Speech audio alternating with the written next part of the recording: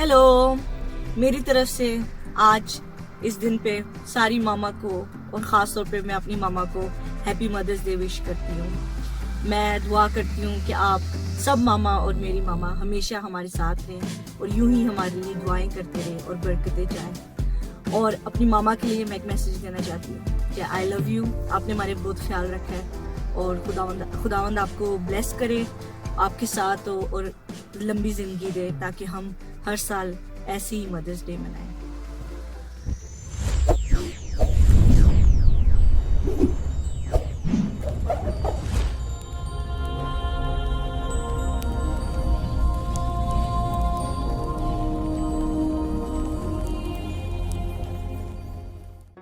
Do not forget to like the video, subscribe BTL TV and press the bell icon to receive notifications.